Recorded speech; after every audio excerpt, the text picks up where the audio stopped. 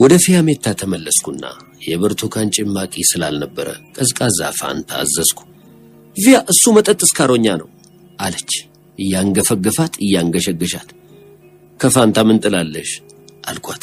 እስካሮኛ ነው አለች ጠጉሯን እየነሰነሰች። ስትናገር አንገቷን መነቅነቅ ይቀናታል፣ ጠጉሯም አብሮ ይነሰነሳል። ለምን አልኳት። በአንድ ቀን ቀጠሮ በአንድ ፋንታ ግብዣ ነው ክብርና የኔ ያጣሁት እስካሮኛ አለች። አሳቀች። ለዚያውም አልጨረስኳትም። አባቴ ይሙት ግማሽ ላይ ነበር የተውኳት። እንደገና ሳኩና እሺ በአባትሽ ታሪኩን በሙሉ ንገሪኝ ብዬ ለመንኳት። ፋንታ ጠልታ የቀረችበትን ምክንያት ጭንቅላቷን እየነቀነቀችና ጸጉሯን እየነሰነሰች ከስሩ ጀምራ አጫወተችኝ። ታሪኩ እንዲህ ነበር። አንድ በጣም የምትወደው ሰው ነበራት። የተማረ ሀብታም መልከ መልካም ወጣት ነበር። ዶክተር አቤል ይባላል። ከመሳሳም ሌላ ፍቅር አታውቅም እና ደግሞ የልብ ጓደኛዋ የሆነች አንዲት ልጅ ነበረች። ልጅቷ በእድሜም ሆነ በአስተሳሰብ የበሰለች ሁል ጊዜ ነገር አለው እያለች ዘወትር መፋቂያ የማይለያቸውን ውብ ድንቅ ጥርሶቿን ወንድ ላይ ብልጭ ፏ በማድረግ በወንድ ስሜት የምትጫወት ከአንድ መኪና ወርዳ ወደ ሌላ የምትገባ በቀን ፍቅረኛዋ መኪና ከሌት ፍቅረኛዋ ቤት የምትደርስ ፈገግ ብላ ነገር አለው ከማለት በቀር ክፉም ሆነ ደግ የማትናገር እሳት ልሳ የምታስልስ ነበረች። ሰሚራ ትባላለች። ፊያሜታ ዶክተር አቤል ቤት የምትሄደው ከሰሚራ ጋር ነበር። ሁሉ ጊዜ ሰሚራና አቤል አንቺ እኮ አታውቂም እንጂ እኛ የሥጋ ዝምድና አለን እያሉ ያወሯታል። ከጊዜ በኋላ የፊያሜታ ጆሮ ጉድ ይሰማል። ሰሚራና አቤል አብረው መውጣት ጀምረዋል የሚል ወሬ ይደርሳታል። ለጊዜው አታምንበትም። ወሬው ስለተደጋገመባት ከዚያ በፊት ብቻዋን ወንድ ቤት ገብታ የማታውቀው ልጅ ተነስታ ዶክተር አቤል ቤት ትሄዳለች። ቀኑ አይረሳትም። ቅዳሜ ነበር። ከምሽቱ 1 ሰዓት ገደማ ሰሚራና አቤል ፍቅር አድክሟቸው ተቃቅፈው ተኝተው ታገኛቸዋለች። እንባዋን እየዘራች በመጣችበት እግሯ ወደ ቤቷ ተመልሳ ከመሮጥ በስተቀር የምታደርገው ነገር አልነበራትም። ጊዜ ያልፋል። ሰሚራና አቤል ይለያያሉ። ፊያሜታ ትታጫለችና ሰርጉ በጥር ወር እንዲሆን ተቆረጠ። ቀኑም እየተቃረበ ሄደ። በርበር የሚቀነጠስ ጀመር። ገዚምም ተዘጋጀ። አንድ ቀን እንዳጋጣሚ ሰሚራ መታጨቷን ከአንድ ጓደኛዋ ትሰማለች። እንዳጋጣሚ ሆኖ የሰሚራን እጮኛ ታውቀው ነበር። ከዚያ በፊት ከአንድም 2 ጊዜ እንውጣ ብሎ ለምኗት እምቢ ያለችው ልጅ ነበር። አፈወርቂ ይባላል። የስልክ ቁጥሩንም ይዛ ነበር። ስልክ አንስታ ትደውልለታለች። ለማታ ይቃጠራሉ። ቤቱ ወስዶ ፋንታ ይጋብዛታል። ያኔ ፋንታ አዲስ የመጣ ለስላሳ መጠጥ እንደመሆኑ ብርቅ ነበር። የተጋበዘችውን ፋንታ ጠጥታ ሳትጨርስ የሆነ ሆነ። በስንት መከራ ከብዙ የመንገድ ሌቦች ጠብቃ ያቆየቻትን ብርቅዬና ውድ ክብርናዋን አጣች። በግማሽ ጠርሙስ ፋንታ ሸጥኳት አባቴ ሙት ስትል በጣም አስቃይ ነበር። ከጊዜ በኋላ አረገዘች። እናቷ ያረገዘች መሆኗን ያውቁባታል። እሷማ እህል በሸተታት ቁጥር ልቧ እስኪጠፋ ድረስ ቋቅ ሲያሰኛት ኮሌራ የያዛት መስሏት ነበር። ቃሪያና አዋዜ ብቻ ነበር የሚያምራት። እናትና አባቷ በድላቸው ከማዘን ሌላ የሚያደርጉት ነገር አልነበረም። የሆነ ሆኗል። ምን ሊያደርጉ ይችላሉ? እና ደግሞ ያለሷ ሌላ ሴት ልጅ የላቸውም። የቤተሰቧ አይን ማረፊያ ጌጥ ነበረች። ወንድሞቿ ሊገድሏት ተነስተው ነበር። እናትና አባት አናስነካትም በማለት ከጎኗ ቆሙ። እንዳጋጣሚ እናትና አባቷም የተገናኙት አሁን ልጃቸው ላይ በደረሰው ሁኔታ ነበር። ፊያሜታና አፈወርቂ እንዲጋቡ ከማድረግ ሌላ ምርጫ አልነበረም። ቃል ኪዳን ፈርሶ ፊያሜታና አፈወርቂ ተጋቡ። ጋብቻው አልሰመረም። ጽንሱ አስወረዳት። በተጋቡ በ7 ወራቸው ተፋቱ።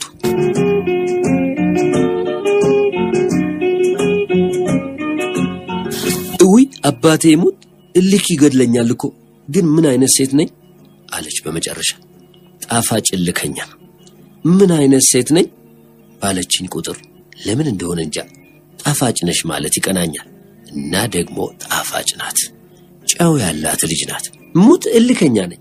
አባቴ ሙት ወንድ ቀንድ አስበቅላለሁ። ምን እያደረግሽ ታየኛለህ? እና ያለና ደግሞ ከአንድ ወንድ ጋር ብዙ ጊዜ መቆየት አልችልም። ሳየው ጥለሽው ብረሪ ይለኛል። ስለሱ አትስጊ። ግፋ ቢል የ3 ወር ፍቅረኞች ነው የምንሆነው። ከዚያ ፈተለክ ነው አልኳት እና ተነስተን ወደ አስመራ ተፈተለክን። ከምጽዋ ወደ አስመራ ጉዞ ሰማዩን ለመግጨት ሽቅብ እንደመብረር ነው። ደግነቱ ከፍ እያሉ በሄዱ ቁጥር ሰማዩም ወደ ላይ ይሸሻል። አስመራ ደረስን። ከተማው ጭር ብሏል። ሰው ሁሉ ከተማውን ጥሎ ወደ ምጽዋ የኮበለለ ይመስላል። በፊያሜታ መሪነት በቀጥታ ወደ ማይተመናይ አመራን። የማይተመናይ ሰፈር ቤቶች በቁጠባ ዘዴ በፕላን የተሰሩና እንደ ሰንሰለት የተያያዙ ቤቶች ናቸው። አሰራራቸውን ሲመለከቱ ሰፈሩ የአረቦች መንደር መስሎ ይታያል። ግን ሰፈሩ ከዳር እስከ ዳር የሐማሴኖች ሰፈር ነው ሲባል ሰምቻለሁ። ቀይ ኮከብ ዘማቾች ሰፈሩን ከሩቅ ይፈሩታል። ቤቷ አጠገብ ስንደርስ ለቅሶ ሰማን። እውይ ወይ ነግዲ አለች ራሷን ይዛ። ደንግጬ ምን ሆንሽ አልኳት። እናቴ ትሆን ምን ይሻለኛል ጸጋዬ፣ አባቴ ሙት እኔ ከዚህ መኪና አልወርድም አለች። ታመው ነበር? አው ልቤን ስትል ነበር። ከመኪናዬ ወርጄ አንዱን የመንደር ጎረምሳ በመጥራት ሁኔታውን አጣራሁና ተመልሼ እባክሽ አቦ አታሟርችባቸው፣ እናትሽ ደህና ናቸው፣ አቦይ ተክሌ የሚባሉ ሰው ናቸው የሞቱት አልኳት። እውይ አቦይ ተክሌ አለች። የባለጌ መርዶ ነጋሪ ሆኜ ተሰማኝ። ምን አውቄ፣ አያቷ ሊሆኑ ይችላሉ ወይም አጎቷ። የትግሬ ዝምድና እንደ ሰንሰለት የተቆላለፈ ነው ይባላል። አይኖቿ እንባ ቋጥረው ነበር። ለምን እንደሆነ እንጃ የሰማሁት አንድ ቀልድ ትዝ አለኝ። አንዱ ጥሬ መንዜ ሌላውን አፋፍ ላይ ቆሞ ይጠራውና እናትህ ሞታለች፣ ጠዋት መጥቼ ስለማረዳህ ከቤት እንዳትጠፋ ይለዋል። ሰውየው እየየውን ማቅለጥ ሲጀምር እሳ የማን ሞኝነ አሁን ማን አረዳኝ ብለህ ነው የምታለቅሰው ብሎት ይሄዳል። አልሳኩም። ሰውየውን ታውቂያቸው ኖሯል? አዝናለሁ አልኳት። አቦይ ታይሌን ከህፃንነት የጀምሮንም አውቃቸው። በህፃንነት የሁል ጊዜ ከረሜላ ይዘውልኝ ይመጡ ነበር። በጣም ይወዱኝ ነበር። አሁንም በታመሙ ቁጥር እኔን ነበር የሚያስጠሩኝ። እድሜ ልካቸውን የፓራዲዞ ቡና ቤት ባሪስታ ነበሩ ብላ እንባዋን ለቀቀችው። ለዚያን ቀን ምሽት አድርገነው የነበረውን ቀጠሮ በአቦይ ተክሌ ሞት ምክንያት ለሌላ ጊዜ አስተላልፈን ተለያየን። ሙታንም የድርሻቸውን ማግኘት አለባቸው። ቀኑ ሳይታወቀኝ አለፈ። ዝም ብሎ እንደ ሚግ 23 ተዋጊ አውሮፕላን ይበራል።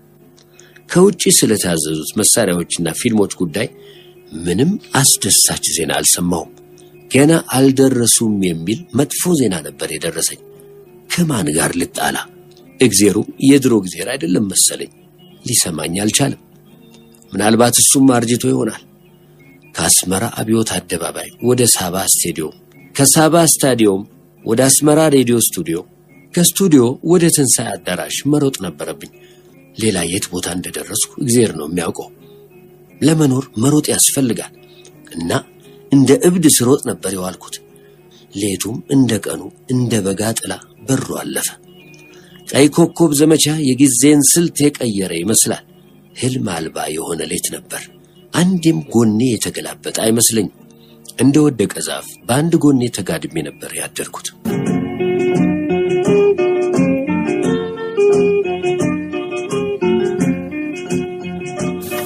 የኤርትራ ክፍለ ሀገር ቀይ ኮከብ ሁለገብ አብዮታዊ ዘመቻ ጉባኤ አባሎች ከምጽዋ ፌስቲቫል ተመልሰው መደበኛ ስብሰባቸውን በትንሣኤ አዳራሽ ቀጥለዋል።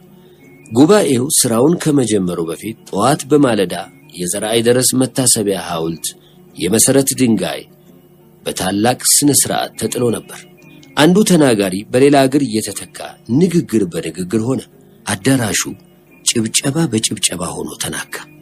በብዙ ሺህ ጫማ የሚቆጠሩ ፊልሞች ዞሩ፣ ተሽከረከሩ፣ ካሜራዎች ጋሉ፣ ነደዱ። ከትንሣኤ አዳራሽ ጋር በቀጥታ የተያያዘው የአብዮታዊት ኢትዮጵያ ድምፅ ራዲዮ የጉባኤውን ሂደት በመላ ኢትዮጵያ አስተጋባ። ሄደ፣ ነጎደ፣ ወንዝና ጅረቱን ዳገት ቁልቁለቱን፣ ሜዳ ተራራውን እየተሻገረ የጋዜጠኞች ብዕር ፈሰሰ። የሬዲዮና የቴሌቪዥን ተናጋሪዎች ትናጋ ተንበለበለች፣ ነደደች፣ ደረቀች። ዛለ ወገብ፣ ጆሮ ግንድ ተቃጠለ፣ ከዳ ጉልበት፣ አእምሮ ጋለ፣ ጀነዘ። አንዳንዱም በእንቅልፍ ተንገላጀጀ፣ ሸለብታ ኩርፊያ እስኪቃጣው ድረስ። ያን ቀን 20 ተናጋሪዎች ብቻ ነበሩ ንግግር ያደረጉት። 49 ይቀራሉ። 49 ንግግሮች በ2 ቀን ውስጥ። ጆሮ ምንኛ ይደንቀው! ብርታቱን ይስጠን ብቻ። በዚህ ሁኔታ የታሪክ ጎማ ለ3 ተከታታይ ቀኖች ሲሽከረከር ቆየ። በጉባኤው ሂደት ጣልቃ ኢትዮጵያ ወይም ሞት የሚል አርማ አንግበው ለአንድነት ለታገሉና መስዋዕት ለሆኑ የኤርትራ አርበኞችና አብዮታዊት ኢትዮጵያ ወይም ሞት በማለት ለአንድነቱና ለአብዮቱ ሲታገሉ ለወደቁት የአብዮታዊ ጦር አባሎች መታሰቢያ ሐውልቶች የመሰረት ድንጋይ ተጥለው ነበር። ጥር 23 ቀን 1974 ታሪካዊው የአስመራ ማኒፌስቶ ወጣ። ታላቅ ቀን ነበር። የወጣው ባለ 7 ነጥብ ማኒፌስቶ። አንደኛ፣ አርቆ አስተዋዩና ቆራጡ አብዮታዊ መሪያችን ጓድ ሊቀመንበር መንግስቱ ኃይለ ማርያም፣ የጊዜያዊ ወታደራዊ አስተዳደር ደርግና የኢሰፓኮ ሊቀመንበር የአብዮታዊው ጦር ጠቅላይ አዛዥ ጥር 17 ቀን 1974 በአስመራ ከተማ በተሰበሰበው የቀይ ኮከብ ሁለገብ አብዮታዊ ዘመቻ ጉባኤ ላይ የዓለም አቀፍ የአካባቢያችንና የኢትዮጵያን ተጨባጭ ሁኔታ በተለይም የኤርትራን ክፍለ ሀገር ችግር በማስመልከት ለመላ የኢትዮጵያ ሰፊ ሕዝብ ላደረጉት ታሪካዊ ንግግር በአንድ ድምፅ ሙሉ ድጋፋችንን እየሰጠን በወንበዴዎች የወደመውን የኤርትራ ክፍለ ሀገር ኢኮኖሚ በቀይ ኮከብ ሁለገብ አብዮታዊ ዘመቻ መልሶ ለማቋቋምና ሕዝቡንም ነፃ ለማውጣት የሰጡትን አብዮታዊ መመሪያ ተግባራዊ ለማድረግና ወደፊትም አብዮታዊ መንግስት ከጊዜ ወደ ጊዜ የሚነድፋቸውን የሥራ ዕቅዶች ሁሉ ለመፈጸም በግንባር ቀደምትነት ተሰልፈን አስፈላጊውን መስዋዕትነት እስከ ሕይወት ድረስ ለመክፈል ዝግጁ መሆናችንን በአንድነት ቃል እንገባለን። ሁለተኛ፣ ከህብረተሰቡ የተተፉ ኢምፔሪያሊዝምንና የአድህሮት ኃይላትን በስተቀር ማንንም የማይወክሉ ጸረ ነጻነት፣ ጸረ አንድነት፣ ጸረ ህዝብና ጸረ ሰላም የሆኑት የወንበዴ ቡድኖች የጥፋት መልእክታቸው ከእንግዲህ ወዲያ መቀጠል ስለሌለበት ለአንዴና ለመጨረሻ ጊዜ በሰፊው ህዝብ ክንድ መደምሰስ አለባቸው። በተጨማሪም ለነዚህ ወንበዴዎች ድጋፍ የሚሰጡ የውስጥ ተባባሪዎቻቸው ጭምር የሰፊው ህዝብ ጠላቶች ስለሆኑ እነሱንም በተባበረ ክንዳችን የምንደመስሳቸው መሆኑን እናረጋግጣለን። በዚህም መሰረት አብዮታዊ ሰራዊታችን በሚያካሂደው የመከላከል ውጊያ የሚወስደውን ማናቸውንም እርምጃ ሁሉ ከመደገፍም ባሻገር በቆራጥነት ከጎኑ የቆምንና በደጀንነትም የተሰለፍን መሆኑን በሙሉ ቃል እናረጋግጣለን።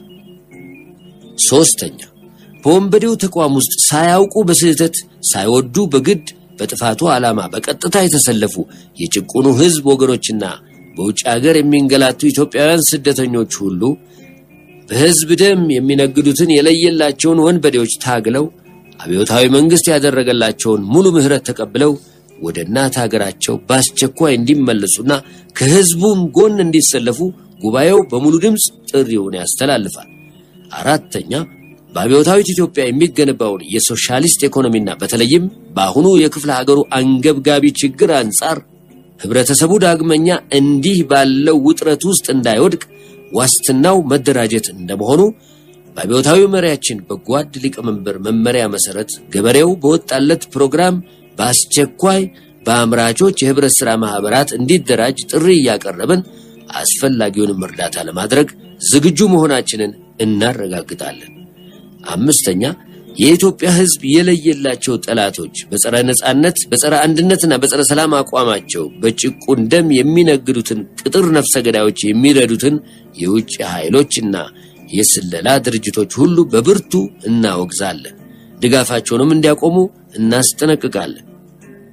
ስድስተኛ፣ ለብዙ ሺህ ዘመን ጸንቶ የቆየውን የተከበረ የኢትዮጵያ ታሪክ በመበከል በቅኝ ገዢዎችና በኢምፔሪያሊስቶች ተጽዕኖ የተስፋፋውን የባዕድ ገናናነትና የባህል ቅሪት በኢትዮጵያ ሕዝብ ላይ የጫኑ መሆኑን በመገንዘብ በአሁኑ ጊዜ አብዮታዊ መንግስት የኢትዮጵያን የነጻነትና የትግል ታሪክ በጥልቀት ገምግሞ የወደቀው የፊውዶ ቡርዣዋ ስርዓት አፍኖ ይዞት የነበረውን ታሪክ በማደስ ለሀገራቸው ነጻነትና አንድነት ለሞቱት ለቀሩትም የኢትዮጵያ ጀግኖች የመታሰቢያ ሐውልት እንዲሰራ ባሳለፈው ውሳኔ መሰረት ጓድ ሊቀመንበር መንግስቱ ኃይለ ማርያም የጊዜያዊ ወታደራዊ አስተዳደር ደርግና የኢሰፓኮ ሊቀመንበር የአብዮታዊ ጦር ጠቅላይ አዛዥ በዶጋሊ የስመጥር ጀግና የራስ አሉላን በአስመራ የዘርአይ ድረስን የኢትዮጵያ ወይም ሞት የሚል አርማ አንግበው ለአንድነት ለታገሉትና መስዋዕት ለሆኑ እንዲሁም አብዮታዊት ኢትዮጵያ ወይም ሞት በማለት ለአንድነትና ለአብዮቱ ሲታገሉ ለወደቁት የአብዮታዊ ጦር አባሎች መታሰቢያ የመሰረት ድንጋይ ማስቀመጣቸውን ከልብ እያደነቅን ለወደፊቱም አብዮታዊ መንግስት የክፍለ ሀገሩን ታሪክ እያጠና በቅኝ ገዢዎች የተሰጡትን ማናቸውንም ስያሜዎችና የተዘረጋውን የባህል ወረራና ተጽዕኖ ወደ እውነተኛ ታሪክ በመለወጥ እርምጃ እንዲወስድ እንጠይቃለን። 7ኛ የወቅቱ የመደብ ትግል በዓለም አቀፍ ደረጃ ከሚከሰትበት በኢምፔሪያሊዝምና በሶሻሊዝም መካከል ካለው ትግል ባሻገር ከቀይ ባህርና ከመካከለኛው ምስራቅ የጂኦፖለቲካ አንጻር ሲታይ በኢትዮጵያ አብዮት ላይ የሚካሄደው የኢምፔሪያሊዝም ሴራ በዚህ ክፍለ ዓለም አካባቢ ያለውን የኃይል ሚዛን ለኢምፔሪያሊዝም እንደሚረዳ አድርጎ ለመለወጥ መሆኑ ግልጽ ነው። የኢትዮጵያ አብዮት ማሸነፍ የጸረ ኢምፔሪያሊስት ኃይሎች ድል ማድረግ፣ የኢትዮጵያ አብዮት መሸነፍ የእነዚህ ኃይሎች ድል መደረግ በመሆኑ ትግላችን የአካባቢው ብሎም በዓለም አቀፍ ሁኔታ ላይ ያለውን ተጽዕኖ በከፍተኛ የዓለም አቀፋዊ ኃላፊነት ስሜት እንገነዘባለን። ይህን በመገንዘብና ከኢምፔሪያሊዝም ጋር የምናደርገው መራራ ትግል ጸረ ኢምፔሪያሊስት ትግል አካል በመሆኑ የዓለም ጸረ ኢምፔሪያሊስት ኃይሎች ቀደም ሲል ከጎናችን እንደቆሙት ሁሉ አሁንም የትግል አንድነታቸውን በበለጠ እንዲያድሱ ጥሪያችንን እናስተላልፋለን የሚል ነበር።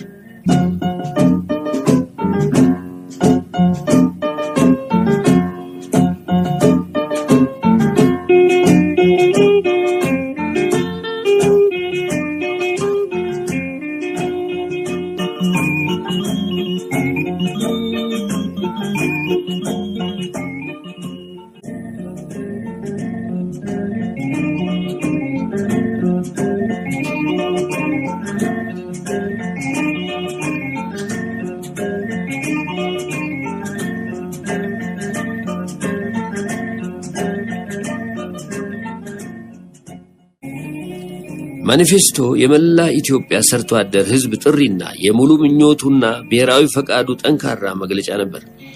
የናቅፋ ተራሮች ሰሚ ጆሮና አስተዋይ ልብ ካላቸው ምከረው እምቢ ካለ መከራ ይምከረው። ማኒፌስቶ የአንዱ ስራ ማዕረፍ ማሳረጊያ፣ የሚቀጥለው ስራ ምዕራፍ አሃዱ የፍጻሜ መጀመሪያ ነበር። በቀይ ኮከብ ዘመቻ የትግል አርማችን ዓለም አቀፍ ይዘት ሶሻሊስት ፈራችን፣ የልማት የአንድነት ብሩህ ተስፋችን፣ አባባ እማማ ሁላችሁ እንኳን በደህና መጣችሁ፣ አቦና አዴና ኩሎም እንኳ በደሃን መጻኩም፣ በእጃችን ይዘን አበባ ሕፃናት የዛሬ አበባ፣ ብሩህ ቀናችን ሲጠባ በእጃችን ይዘን ዘንባባ፣ ሕፃናት የዛሬ አበባ፣ ብሩህ ቀናችን ሲጠባ እንበል ጉሮ ሸባ። ቀይ ኮከብ ዘመቻና ሰላም አበባ እማማ የሚሉ መዝሙሮች አስተጋቡ። የአበባ ቅንጣቢዎችና የዘንባባ ዝንጣፊዎች ተበተኑ። እንደተለመደው ፊልሞች፣ ፎቶግራፎችና የቴፕ ክሮች ይዤ ወደ አርሚ አቪዬሽን በረርኩ። ምን እንደነካው አላውቅም። ሻለቃ ታደሰ ቆሪቾ ፈጽሞ ተለውጦብኛል። በሄድኩ ቁጥር ሊያነጋግረኝ ቀርቶ ባይኑ ሊያየኝም አይፈልግም ነበር። ምንድነው እንደሚያዘገይ ብሎ እንዳሽከሩ ጮህብኝ። ነገሩ ስለባሰብኝ ነው መሰለኝ እኔም አልታገስኩትም። ምን ማለት ነው? አውሮፕላኑ ለዚህ ስራ ነው የተመደበው። ደሞ እኮ እኔ ካልፈለኩ ሊነቃነቅ አይችልም። ካንተ ይልቅ ችኮላ በእኔ አይብስም አልኩት። እሳት የሚተፉ የሰይጣን ቁራጭ አይኖቹ ውስጥ ያየው መሰለኝ። ጤና ያለው ሰው መስሎ አልታየኝም። የመንፈስ ጭንቀት ያደረበት ሰው ይመስላል። ስራ በዝቶበት ይሆናል በማለት ተመልሼ አዘንኩለት። ታምቆ የተያዘ ንዴት በትንሽ ምክንያት እርስ በርሳችን ላይ እንደ ቦምብ ማፈንዳት መቼም የተለመደ ነገር ሆኗል። ወጣቱ ሜካኒክ ከኛ ፈንጠር ብሎ ቆሞ ይመለከተን ነበር። ሻለቃ ፈጠን በል እንጂ አለው። ሻለቃ ታደሰ የበላይ ባለስልጣን ያዘዘው ይመስል በካርቶን የታሸጉትን ፊልሞች ራሱ ተሸክሞ ሊሄድ ሲል ማን ነው ይዘው አልኩት። ለጥያቄ መልስ ሳይሰጠኝ የረሳው ነገር አለ አለኝ። በአርሚ አቪዬሽን ሜዳ እንዳንበሳ እየተንጎማለለና እያገሳ ምድረ ዓለምን እንደ ልቡ ሲያዝ የነበረ ሰው አሁን እንዲህ ሲሽቆጠቆጥ በማየቴ የሆነ ነገር ሸተተኝ። ካልክስ አለ አልኩት። ምን ፊልም? የት ነው ያለው? መንገድ ላይ እየጠበቅኩ ነው። ይቅርታ ትንሽ መጠበቅ ይኖርብናል። ወጣቱ መካኒክ ትዕግስቱን ጨርሶ ነው መሰለኝ ወደኛ መጣ። ረጅም ቁመቱ ድንክ አደረገኝ። ምንድነው የምንጠብቀው አለ። ሻለቃ ታደሰ ሁኔታውን አስረዳው። ወጣቱ ያደረበትን ብስጭት ለመሸሸግ ቢሞክርም አልሆነለትም። ጓድ እንተዋወቅ፣ ጸጋዬ ኃይለማርያም እባላለሁ። ትንሽ አመነታና ዕቁበ ሲላ እባላለሁ ብሎኝ ፈገግ አለ። 30 ጥርሶች ብቻ ያሉት አይመስልም፣ 99 ጥርሶች ያሉት መስሎ ታየኝ። ጥድፊያው ምንድነው? አውሮፕላኗ እንደሆነች ለኛ ስራ ብቻ ነው የታዘዘችው አይደለም እንዴ አልኩት። ቢሆንም በጊዜ መሄድና መምጣት አለባት። መካኒክ ነህ አይደለም? ነኝ። ምን ነው? በትራፊክ ቁጥጥር ስራ ታዲያ ምን ያገባሃል ብዬ ነው። ሻለቃ ታደሰ ያልበው ጀመር። በማንኛውም ስራ መተባበር ኃጢአት ነው እንዴ? አንዱ አውሮፕላን ከመሄዱ በፊት የሌላውን ጥገና ስራ ለመጀመር አልችልም እና በዚህ ሰሞን ማንም ጊዜ የለውም። የሻለቃ ታደሰ ሁኔታ የዕቁባይን ውሸት አጋልጦ ያሳይ ነበር። ምን እንደሚሰሩ ወይም ምን ለማድረግ እንደተዘጋጁ ባላውቅም ቅሉ ከዚህ ቀደም ከእጃቸው አምልጦ የወደቀው መሳሪያ መጥቶ ፊቴ ድቅን አለ። የሻለቃ ታደሰ ድንጋጤ ታየኝ። ኮሎኔል በትሩ ተሰማ አስመራ የገባለት በተለይም እድሜው ለጡረታ የደረሰና የገንዘብ ችግር ያለበትን ሰው አሳደው ነው የሚጠቀሙበት ሲል የተናገራቸው ቃላት ከጆሮዬ ላይ ደወሉ። ፍጹም ሊሆን አይችልም። እንዴት ሊሆን ይችላል? ሻለቃ ታደሰን የመሰለ ጀግና ሰው ክብረ ህሊናውን ለጥቅም አሳልፎ ሊሸጥ አይችልም አልኩ በልቤ። ሐሳቤ ልጓም ለቆ እንዳሻው በመጋለቡ ራሴን መልሼ ታዘብኩት። ስለነሱ ትቼ ስለ ራሴ ማሰብ ጀመርኩ። በገዛ እጄ ከገባሁበት ማጥ የምወጣበት መንገድ ጠፋኝ። ድንገት ሐሳብ መጣልኝ። እዚህ አካባቢ ስልክ ይኖር ይሆን? አለ። ምን ነው አለኝ ሻለቃ ታደሰ።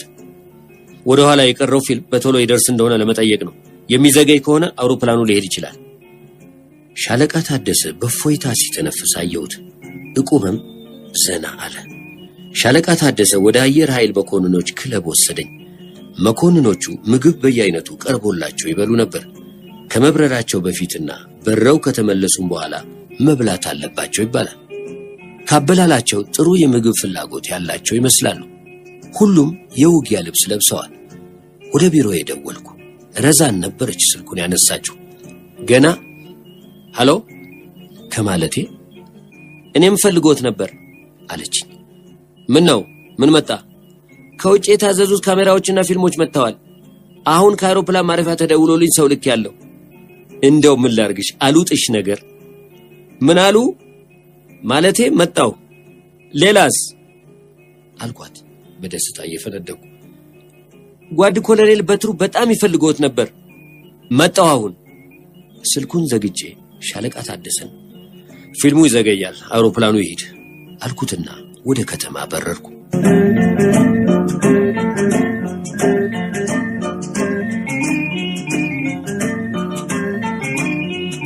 ቀይ ኮከብ ዘመቻ የትግል አርማችን የሚለውን መዝሙር በፉጨት ለው ነበር። ዘንባባዎች ሁሉ ልዩ ውበት ተጎናጽፈው ይታዩ ነበር። የአስመራ ሹሩቤዎች በነፍስ ወከፍ ወጥተው ከመንገዶች ዳር የተሰለፉ ይመስላሉ። ዘንባባዎቹ ረዛን ከኮሎኔል በትሩ ተሰማ ጋር በስልክ አገናኘችኝ። ምን ነው ፈለከኝ አልኩት። ስለ ጃሚንግ ነበር አለኝ። ጠጉሬ ቆመ። ስለ ጃሚንግ መስማት አስጠልቶኛል። ምን ተፈጠረ? ይሰማል። አሁን ደግሞ በ41 ሜትር ባንድ ማስተላለፍ ጀምረዋል። ምንድነው የምትጠብቁት? ምን ይላሉ? ደርግ አሁን በያዘው 6ኛ ዙር ዘመቻ ሊጨርስ ተነስቷል። 6ኛው ዙር ዘመቻ ለደርግ ወሳኝ እንደመሆኑ መጠን ላንተም ህልውና ለአንድና ለመጨረሻ ጊዜ መሆኑን እወቅ፣ ተነስ እያሉ ነው የሚቀሰቅሱት። እንዴት ነው እኮ ይሄ ሁሉ መሳሪያና የሰው ኃይል እያለ የወንበዴን ጣቢያ ማፈን ያቅተናል አለኝ። የተበሳጨ መሆኑን ድምፁ ያስታውቃል። አንድ ነገር ልጠቁምህ። ምን ሻለቃ ታደሰ ቆርቹ የሚባል አርሚ አቪዬሽን የሚሰራ ሰው ታውቃለህ? አዎን። ምን ነው? ከዚህ ቀደምና ዛሬ ደግሞ ስለገጠመኝ አጠራጣሪ ሁኔታ ነገርኩትና ግን ስማ፣ ይሄ ሁሉ የኔ ስሜት ሊሆን ይችላል፣ ልሳሳት እችላለሁ። ነገሩ ግን የሚገርም ነው። በጥንቃቄ ብትከታተሉት አይከፋም አልኩት። ስለ ጥንቃቄው አትስጋ፣ ግሩም ነው፣ በእውነት ድንቅ ነው አለኝ። ስልኩ ያንቃጭል ጀመር። የወታደራዊ ጉዳይ ፖለቲካ መምሪያ ደውሎ ጮሆብኝ። ድምፁ ያው ነበር። ምንድነው የምትጠብቁት? ሳቦታጅ ከሆነ እንወቀው። ትኩሳቱ በወታደራዊ ጉዳይ ፖለቲካ መምሪያ በኩል አይሏል። ቢሆንም አናደደኝ። ሳቦታጅ የሚል ቃል ስሰማ ይነደኛል፣ ያመኛል። መለዮ ያለበሰ ሰው ለምን እንደሚጠረጠር አይገባኝም። ታማኝነት የሚለካው በመለዮ አይደለም። ወደ ቴክኒክ ኃላፊ ደወልኩ።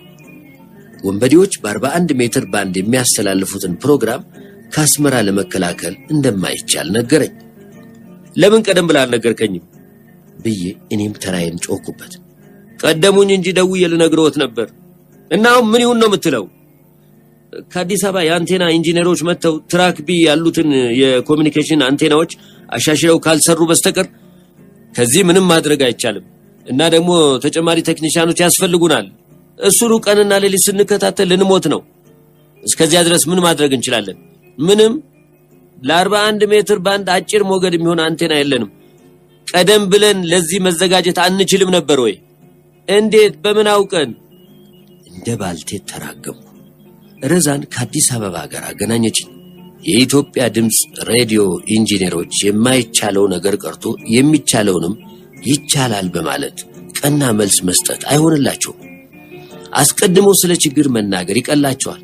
ችግሩንና የመፍትሄውን አስቸኳይነት በምሬት ሳስረዳ ቆየሁ። ለዚህ ስራ የተያዘ በጀት የለም። በጀቱም ቢኖር ስራው ረጅም ጊዜ ይጠይቃል። አንቴና አሻሽሎ መስራት ቀላል ነገር አይደለም። ስማኝ ጓድ፣ እኔ አሁን ስለ በጀትና ስለ ጊዜ አይደለም የምናገረው። ስራው በአስቸኳይ መሰራት አለበት ነው የምለው። በሞገድ ጦርነት ላይ ነው ያለነው። ይሄ በቅድሚያ መታወቅ አለበት።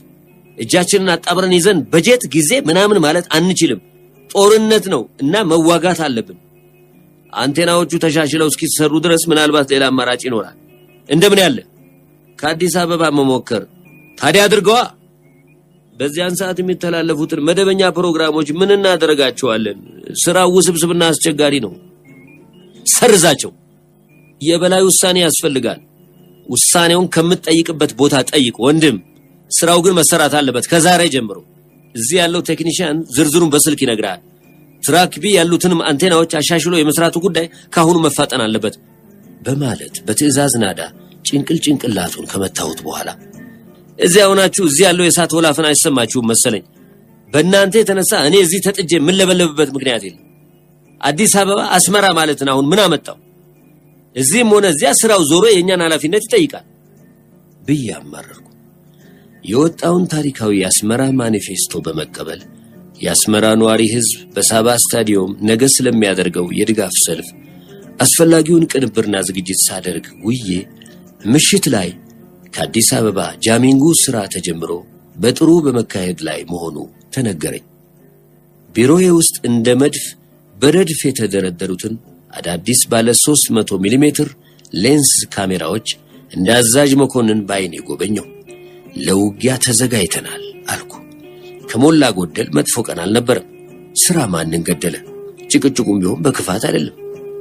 ከራሴም ሆነ ከዓለም ጋር በሰላም ታረኩ። ውብ ሆና የዋለችው ፀሐይ የበሰለ የጊንዳ ብርቱካን መስላ ተውባ ነበር የጠለቀችው። ለፊያሜታ ደወልኩላት። ባለፉት 3 ቀኖች አልደወልኩላትም ነበር። በምን ምክንያት እንደጠፋው ለማስረዳት ጥረት አልጠየቀኝም። ስራ እንደበዛብህ ማታ በቲቪ ያለው በማለት ይቅርታ አደረገችልኝ። ከምሽቱ 1 ሰዓት ኒያላ ሆቴል ፊት ለፊት ለመገናኘት ቀጠሮ አደረግን። ልክ በቀጠሯችን ሰዓት በተባለው ቦታ ተገናኘን። ቀዝቀዝ ያለ ግሩም ምሽት ነበር። ሙሉ ጨረቃ የብር ሰፌድ መስላ ትታያለች። ከዋክብት ጥቁሩን ሰማይ አጊጠውታል። ከጉባኤው ላይ የተነሳው ህዝብ የበዓል ስሜት አድሮበት መንገዱን አጣቦ ይታያል። የዛሬውን ደግሞ እነሆ።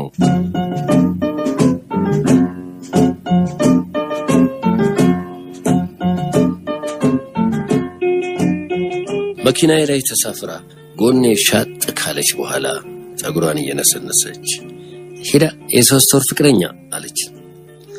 አቀማመጡን ታሳምረዋለች። ፊቷን ወደኔ ዘወር፣ ትከሻዋን ከመኪናው መስተዋት ላይ ደገፍ፣ ደረቷን ነፋ፣ እግሮቿን ዘርጋ አድርጋ የእጅ ቦርሳዋን ከኋላ መቀመጫ ላይ ወረወረችውና ቀሚሷን ገለብ አድርጋ ጎንበስ በማለት ሰውነቷን አሸተተች። ምን ማድረግሽ ነው አልኳት ተገርሜ። አሳ አሸት እንደሆን ለማወቅ ነው ደደብ አለች። ጉደኛ ነሽ። ታዲያስ የ3 ወር ፍቅረኛ አለችኝ መልሳ። ማን ያውቃል ከዚያም በላይ ቆይ ይሆናል አልኳት። እውይ እሱማ ሳይታለም የተፈታ ነው አለችኝ። እንዴት ናቅፋ በ3 ወር ይያዛል ብለህ ነው? ፍጹም ለምን አያዝም? የመሬቱ አቀማመጥ ያስቸግረን እንደሆነ ነው እንጂ የሻዕቢያ ወኔ አያግደንም። የናቅፋ መሬት ገዳይ መሬት ነው። አቤት ጉራ ብላ ቀጠለችና አባቴ ሙት ይሄን ሀገር የሚያጠፋ የአማራ ጉራና የሐማሴን ውሸት ነው አለች። ነገሯ እያሳቀኝ የመኪናዬን ሞተር አስነሳውና ወዴት እንሄድ ብዬ ጠየኳት። ወደ ፈለክበት አለች። የለም አንቺ ምሪኝ፣ አስመራ ያንቺ ከተማ ናት። ባንቺ አይን ላይ አትፈልጋለሁ። አትቀልድ ባባት፣ ቀልዴን አይደለም። አሁን አንተ አስመራን አጣኸውና ነው? ቀይ ኮከቦች ምን የማታውቁት ቦታ አለ። ሁለገብ ናችሁ አይደላችሁም እንዴ? እንዴት ሁለገብ? ዋ ከተማውን በቁጥጥራችሁ ስራ ውላችሁታል።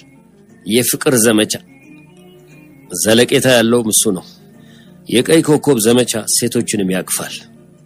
እውነት ወዴት እንሄድ ብዬ በድጋሚ ጠየኳት። ካራቭል ከኒያላ ሆቴል ብዙም አይርቅ፣ እዚያው አካባቢ ነው። ሰሃን ላይ የተጋገረ ትኩስ ላዛኛ ፓስታል ፎርኖ በማቅረብ የታወቀ ባር ሬስቶራንት ነው ሲሉ ሰምቻለሁ። መኪናዬን አዞርኩና እውነቴን ነው አስመራን ባንቺ አይን ማየት ፈልጋለሁ። የአንድ ከተማ ውበቱ የህንጻዎቹ ታላቅነትና ማማር ወይም የመንገዶቹ ስፋትና ንጽህና አይደለም። በእኔ ግምት የአንድ ከተማ ውበት ይበልጥ ውብ ወይም መጥፎ የሚያደርጉት በውስጡ የሚኖሩት ሰዎች ናቸው። ማለቴ ያለ ሰው ልብ ከተማ ብቻውን ምንም አይደለም፣ ትርጉም የለውም። የህንጻዎች ጫካ ወይም የተጠረቡ ድንጋዮች ክምር ይሆናል ያለ ሰው ልብ አልኳትና አንድ ባለቅኔ ስለ አስመራ ከተማ የገጠመውን ግጥም በቃሌ አነበነብኩላት። ከጎራው ዘልቄ እስቲ ልነጋገር፣ ካለ ሰው ቢወዱት ምን ያደርጋል አገር። የኔ ውብ ከተማ ህንጻ መች ሆነና የድንጋይ ክምር፣ የኔ ውብ ከተማ መንገድ መች ሆነና የድንጋይ አጥር። የኔ ውብ ከተማ የኔ ውብ አገር፣ የሰው ልጅ ልብ ነው የሌለው ዳርቻ የሌለው ድንበር። ህንጻው ምን ቢረዝም ምን ቢጸዳ ቤቱ፣ መንገዱ ቢሰፋ ቢንጣለል አስፋልቱ፣ ሰው ካልሸተተ ምንድነው ውበቱ? እኔ ውብ የምለው የሰውን ልብ ነው።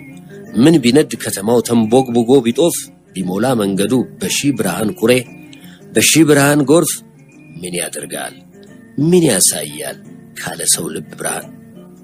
ያ ዘላለማዊ ነበልባል ያ የተስፋ ሻማ ጨለማ ነው ሁሉም ጨለማ ሙሽ ሱ። ለምን ደራሲ አትሆንም አባቴ ይሙት? በማን እድሌ ደራሲ ለመሆን ደምና ላብ ይጠይቃል ይላሉ። እያንዳንዱ ሰው በልቡ አንድ መጽሐፍ አለው፣ ግን ብዙዎቻችን አንጽፈውም፣ ይዘነው እንሞታለን። ደራሲ የሚሆኑት ልዩ ፍጥሮች ናቸው፣ የሰው ልጅ ተማሪዎች ናቸው። የሐማሴን ልብ በቀላሉ አይገኝም አለችኝ ነገሩን ዞር አድርጋ። ለምን አይገኝም? ተገቢ ቦታ ከተነካ የማንም ልብ ይገኛል አይመስልሽም? ብራቮ ቀይ ኮከብ ብላ ለጠቀችና ሆዱን ብትነኩት ይሻላል። የሆድ ነገር ሆድ ይቆርጣል ትሉ የለም? ሆድ ካልሞላ ልብ አይገኝም። ያጣነው ጤፍ እንጂ ነገር አይደለም። ወሬ ሞልቷል።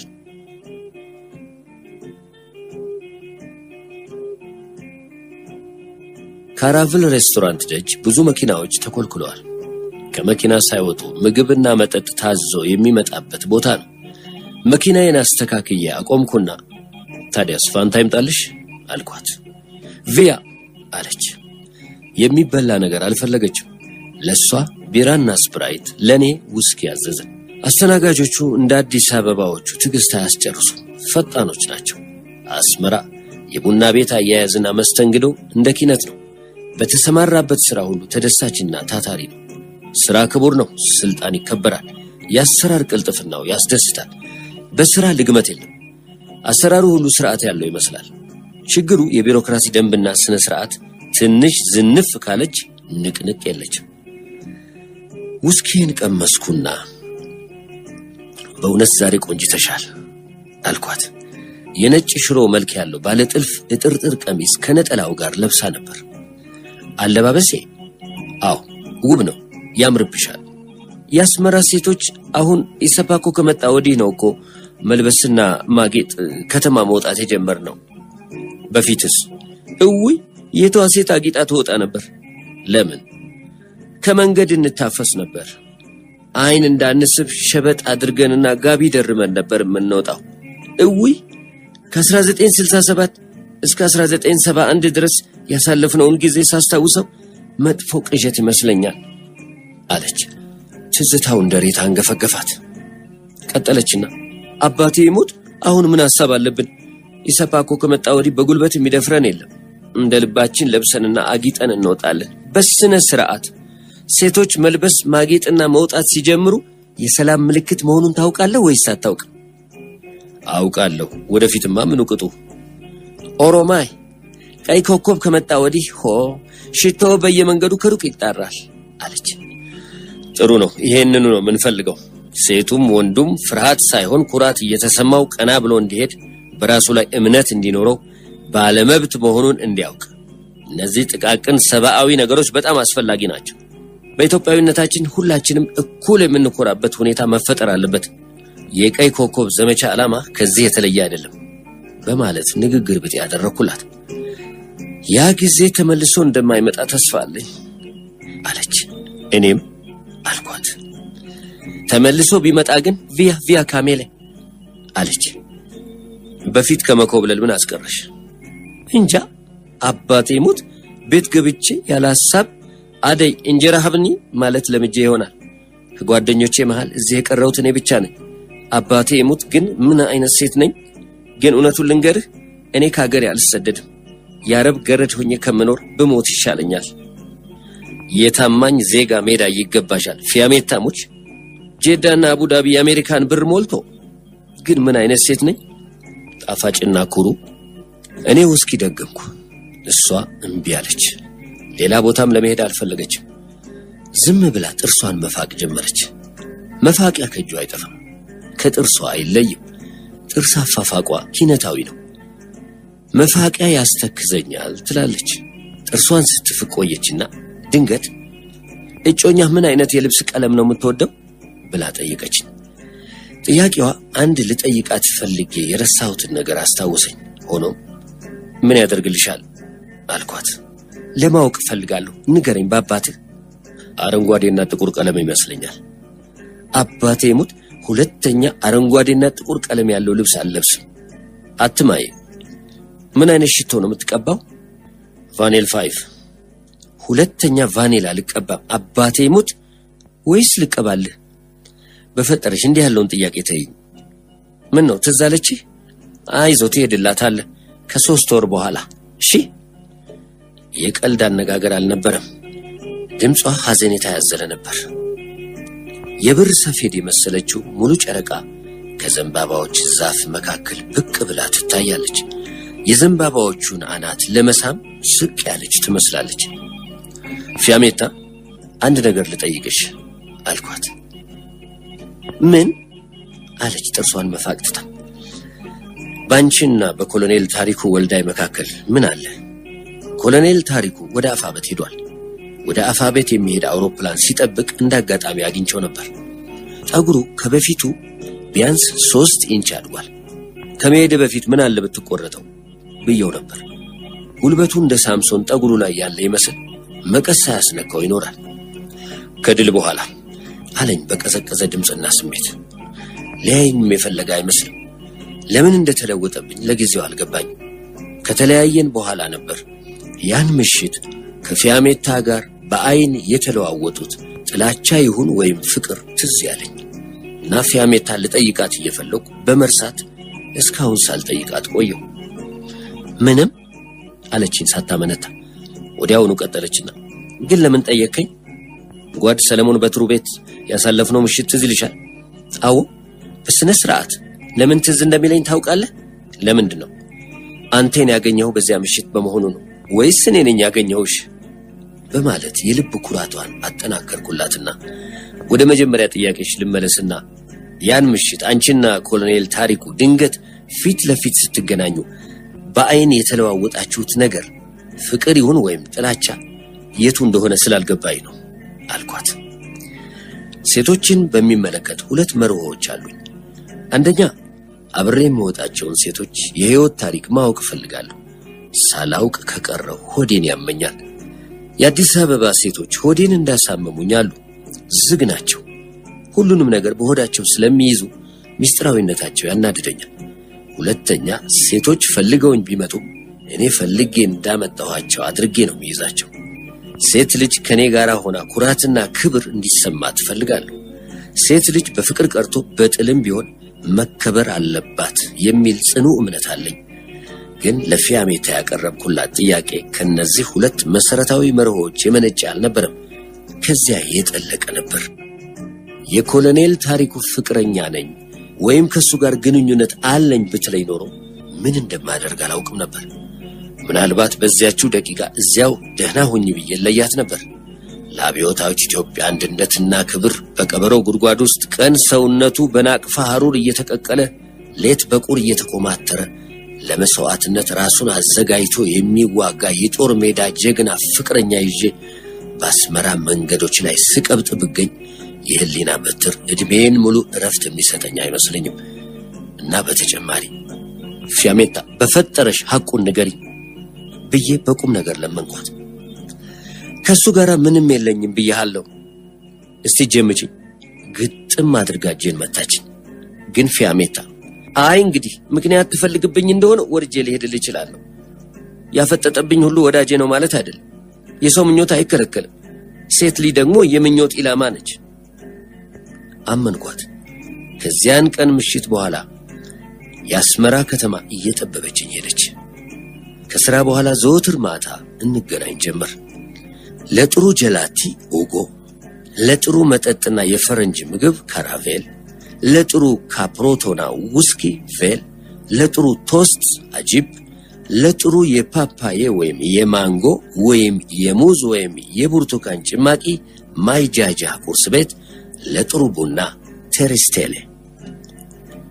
እሁድ እሁድ ለጥሩ አየር ሰንበል አውሮፕላን ማረፊያ፣ ለሽርሽር በከረን በምጽዋ በመንደፈራ መንገዶች እስከ ብሎኮዎቹ ድረስ ዓለም የኛ ብቻ ሆና ነበረች።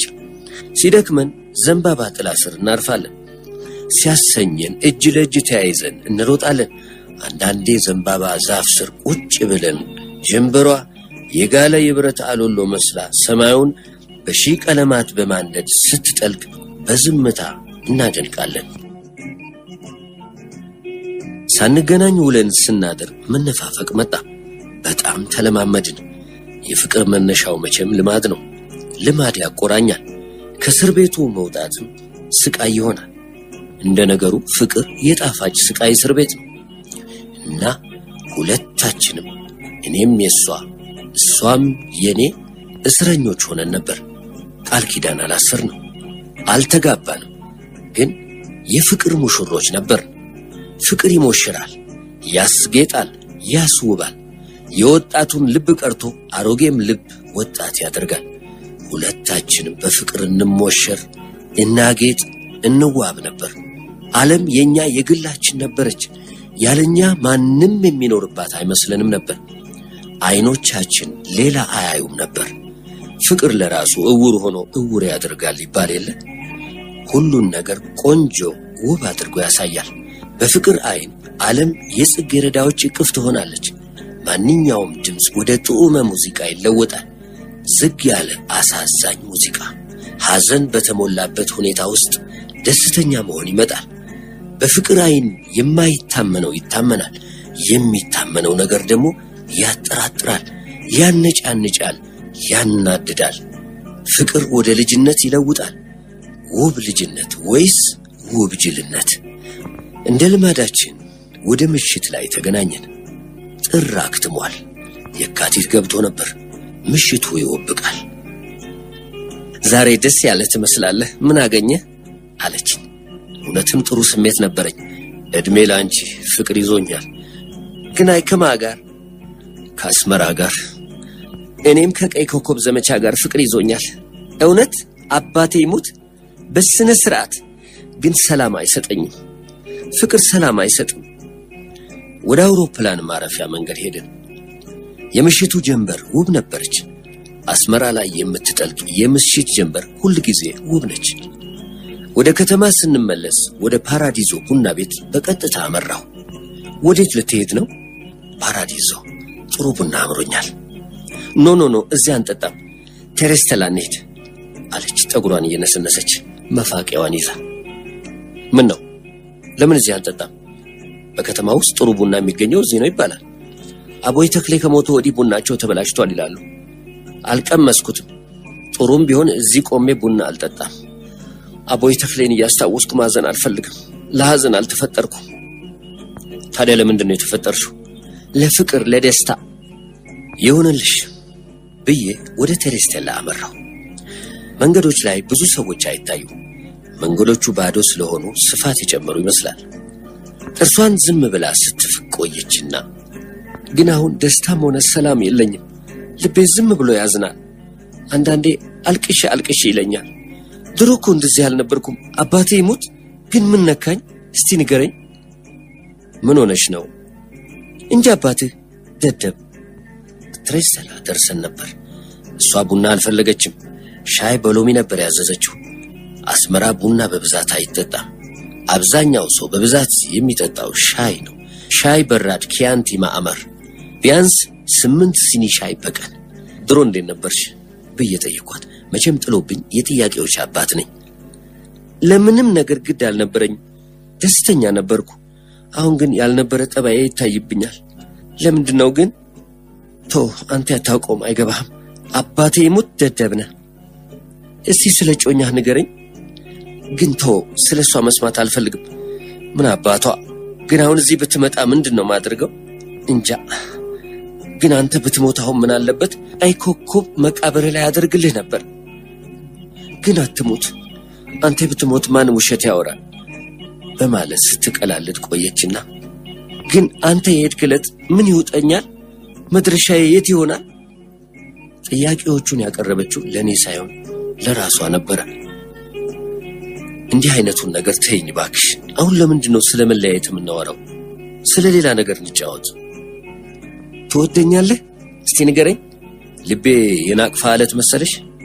አባቴ ይሙት፣ እኔ እኮ መወሰን አልችልም። ሁሉንም ነገር እንደ ቀልድ እንደ ጨዋታ ነበር መወስደው። አልጠፋው ወይ አርፌ አልኖር። የራሴ ቤት የለኝ፣ ትዳር ያልያዝኩም። ሴንካ ካዛ ሴንዛ ማሪቶ። ግን ምንድን ነኝ? መወሰን የማልችል ሴት ብላ ዝም አለች።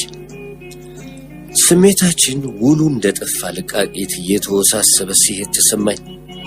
እንደ ቀልድ፣ እንደ ጨዋታ፣ እንደ ጊዜ ማሳለፊያ የጀመርኩት ነገር ከቁጥጥሬ ውጪ ከኔ በላይ ሆኖ እያሰመጠኝ ሲሄድ ታየኝ። አንደኛዬን ሰምጬ ለመቅረትም ሆነ ወይም ዘልዬ ለመውጣት እኔም እንደሷ መወሰን አልቻልኩም። ዝም ብዬ እየተንሳፈፍኩ ነበር የምሄደው። ወዴት አላውቅም። ወዴት እንደምሄድ ሰማየ ሰማያት ብቻ ነበር የሚያውቀው።